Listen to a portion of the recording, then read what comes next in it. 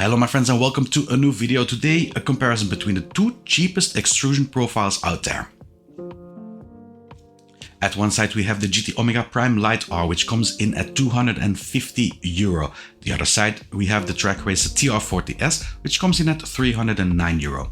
You can order them via the official website of both these companies and you will need to pay shipment on both of them. The pedal plate is quite different between both. There is a more classical approach with a full pedal plate on the Prime Lite R versus the sliding plates on the TR40S. Both systems have their advantages. A full pedal plate allows you to attach separate pedals in a two-pedal configuration that don't come with a pedal plate of their own. The dual sliding plates on the TR40S can virtually mount any pedal base out there, but mounting pedals without a dedicated heel rest or pedal plate is not possible, as it doesn't offer any heel support. My test pedals, the Fanatec CSL, could be attached without issue on the TR40S, but I had difficulties mounting them to the Prime Lite R. I prefer the configuration options of the TR40S. The configuration of the wheelbase holder is for me in the advantage of the Prime Lite R. Both have the same options for configuration, but the inclination of the wheelbase holder on the Lite R is greater when tilting it upwards. This was a point of criticism that I had on the design of the TR40S. The latter does make it easier to fine-tune the distance between the driver and the steering wheel with a few centimeters of travel, but in the end, the inclination proves to be more useful for me. When it comes to the sturdiness of the wheelbase holder, if you have watched the review of the Prime Lite R, you will have heard me saying that playing the wheelbase holder on top of the horizontal profile is really my preferred choice of placement. The TR40S has the wheelbase holder hanging in front of the beam, which means the point of gravity of the wheelbase is moved significantly away from the supporting structure. I would say that this brings more stress to the brackets and makes the wheelbase holder more prone to flexing. Mind you, they are beefy brackets, and after using it, and as seen in the comparison footage, the difference of movement is only marginal. Using the pedals will generate flex on both the sim rigs, but the origin is different. On the TR40S, the sturdiness of the two plates to attach the pedals to is the cause. You can see it flexing slightly when applying pressure to them. The heavy plate of the Prime Lite R doesn't flex, but because of the limited attachment methods at times, in my case the clutch pedal moved up and down. What was more of an issue was that heavy braking made the center of the rig lift up, making the Prime Lite R less interesting for stiff pedals. Using 4040 extrusion profiles over 4080 profiles is quite a change for the structural integrity of the sim rigs, and the approach both companies took is quite different. GT Omega did a downscale of the frame, simply replacing the more beefier 4080 profiles with long 130cm 4040 ones and attaching the vertical 4080 beams with 2 points on the base frame. This approach causes two issues. One is that because of the length of the profiles, it tends to bend more under the weight of the equipment and the driver. The second, and this is due to the 4040 extrusion, but also the manner the 4080 profiles are attached, there is more roll of the upper part possible. Trak Racer opted for smaller pieces of profiles, separating somewhat the seating part and the part that holds your wheelbase and pedals into two rectangulars of different widths.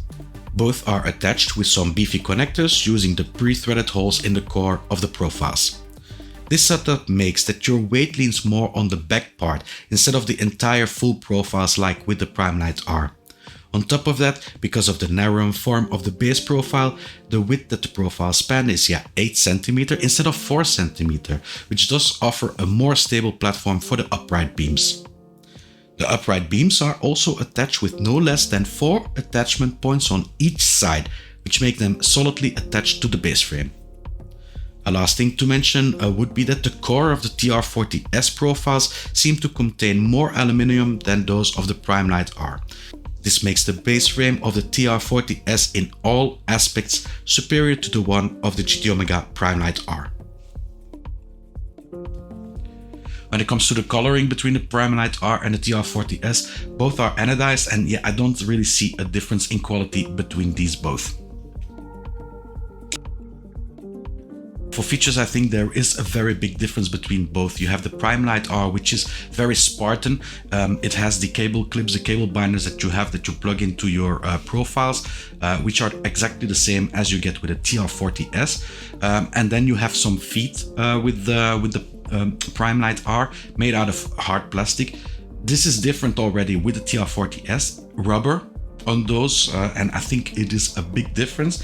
And yet then just all the other features that you have with the TR40S, I'm thinking about the extrusion fillers that you get, the red extrusion fillers, the printed logos on various sides. You have the shifter holder profile that you get with it. So yeah, there is quite a noticeable difference between both, and I personally really had the feeling, yeah, the TR40S, it felt a lot less cheap because of these small trinkets that you have within than the Prime Lite R. Footprint for me is a very important topic. I do not have a lot of space, and the smaller the sim rig is, the better. The Prime Lite R comes in at 137 centimeters in length by 58 centimeters in width. The TR40S comes in at 125 centimeter by 66, and because of the usage of the two different profile extrusions, you can get it as small as 121 centimeter. So there is quite a big difference. We have 16 centimeters in difference between the two rigs for length.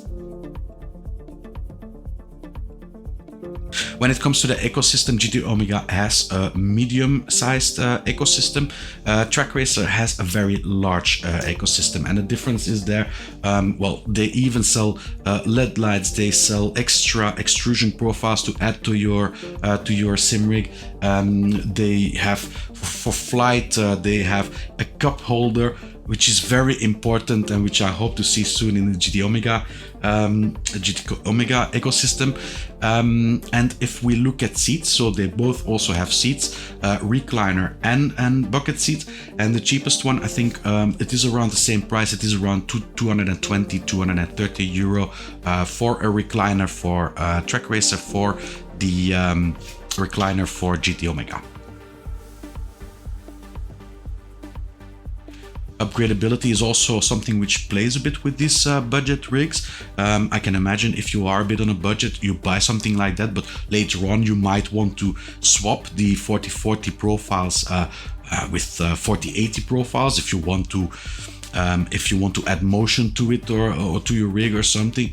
And I think then that it is easier to do with the TR40S, just to add some 4080 beams on it, and that you can also reuse the smaller pieces of 4040 profile that you get with the TR40S. You can reuse them in your rig afterwards more easy. I'm thinking about stiffening the profile a bit.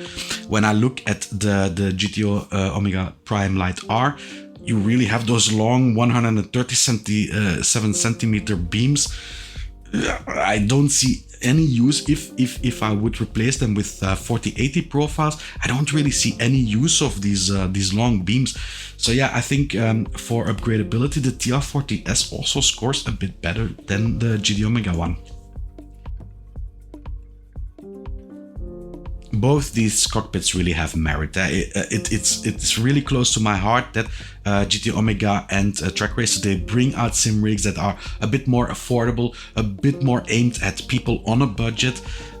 So yeah, I really think both are really an asset to the extrusion profile rigs. But yeah, from my personal view, I do think the TR40S just scores a bit better than the Prime Lite R. When you put it together, it just feels a bit more special. These little trinkets that they added, I mean, the shifter holder bar, the red stripes, the logos, the visible logos on it, it just feels, yeah, a lot less cheap than it really is. Granted, the TR40S comes in at 60 euro more than the Prime Lite R, and for some people the aesthetics are not as important as they are to me. But there is also the technical design of the TR40S that feels more thought through than the Prime Lite R. Both can be considered sturdy, but Trak Racer does manage, in my opinion, to maximize the sturdiness of the 4040 profiles. I really have the feeling GT Omega could and should have done more in order to make the structure a bit more sturdy. I would even say that the design was too focused on offering the cheapest price than to make the best bang for buck sim rig.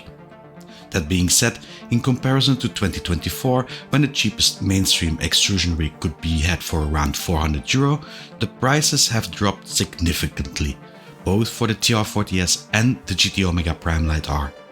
This also means that price can no longer be seen as a deal breaker when having to choose between a tubular frame and an extrusion profile rig, and that aesthetics is about the only thing left why someone would opt for a tubular profile over an extrusion profile cockpit.